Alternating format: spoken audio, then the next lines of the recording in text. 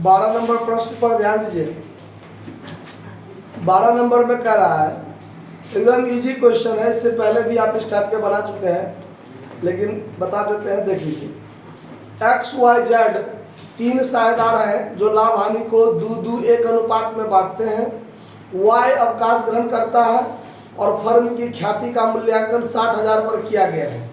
Firm के पुस्तकों में कोई ख्याति खाता प्रदर्शित नहीं है पहले से, और ये कहा रहता तो भी या नहीं कहा रहता तो भी, ख्याति अगर दिया रहता पुस्तक में तो उसका मूल्य दिया रहता है कि ख्याति पुस्तकों में इतना रुपया प्रदर्शित है, लेकिन वैसा नहीं है तो इसका मतलब नहीं है।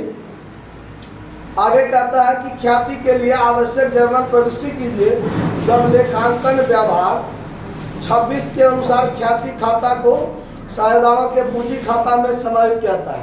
अब देखिए, अभी जो आप पिछले क्वेश्चन में भी देखे थे कि जो साझेदार रिटायर करता है उसको गुडविल में हिस्सा मिलता है और जो बचे साझेदार है वो गेनिंग रेशियो में देते हैं। तो ये ख्याति उसको नगद में तुरंत हैंड टू हैंड नहीं दी जाती है, उसके पूंजी खाता में जोड़ दी जाती है।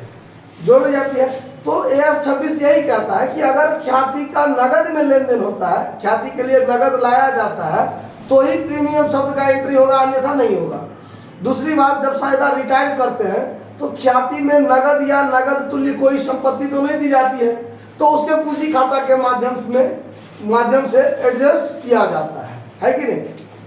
चलिए, तो बस बात इतना ही है, सवाल आसानी से बन जाएगा आपको। सबसे पहले लिखना है आपको old ratio of X Y and Z 2:1। इसमें वाई भाई साहब जो है रिटायर हो जाते हैं, तो वाई इज रिटायरिंग पार्टनर, उसका हिस्सा कितना है 2/5।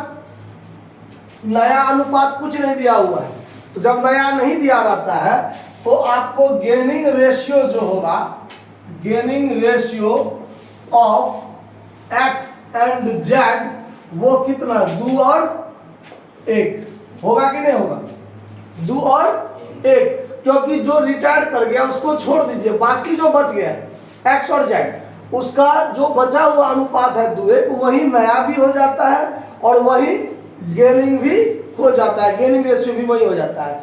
तो आंसर में x and Z sacrificing ratio लिखा हुआ है, वो गलत है। वो क्या होना चाहिए, गेनिंग रेशियो होना चाहिए। क्या होना चाहिए, गेनिंग रेशियो। उसको काट कर ठीक कर लीजिएगा। तो gaining ratio of x and Z हो गया। अब आगे कहता है कि total goodwill of the firm, यानी आपका जो गुडविल का मूल्यांकन किया गया है रिटायरमेंट के समय, वो कितना किया गया वो देखिए, वो किया गया है 60,000 पर, यानी 60,000 का गुडविल का आपको समायोजन करना है, एडजस्ट करना है। तो इसमें जो रिटायर किया है वाइड शेयर कितना होगा, वाइड शेयर इन गुडविल कितना हो जाएगा,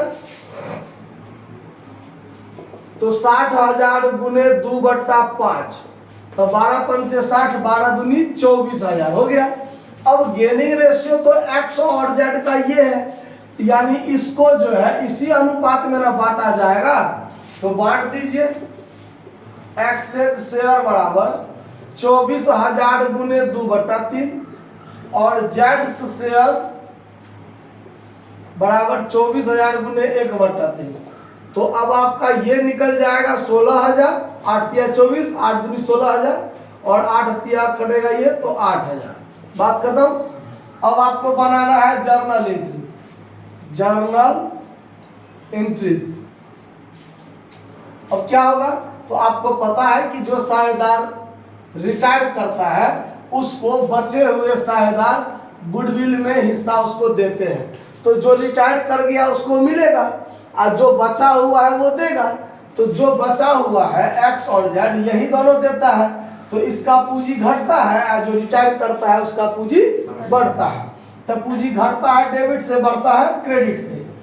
तो एक्सेस कैपिटल अकाउंट DR,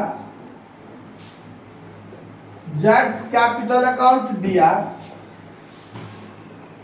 और 2 वाइज कैपिटल अकाउंट। ये वाला काम आपको हर सवाल में करना है। ख्याति का मूल्यांकन जब ये दिया रहेगा तो इसका ये काम आपको करना है। तो 16,000 8,000 मिल के इसको 24,000 पूरा दिया जाएगा। नरेशन आप लोग खुद लिख लीजिएगा। Being amount of goodwill adjusted bye partners capital account. ठीक है, कोई दिक्कत बात समझने में? नोट कर लीजिए। धन्यवाद।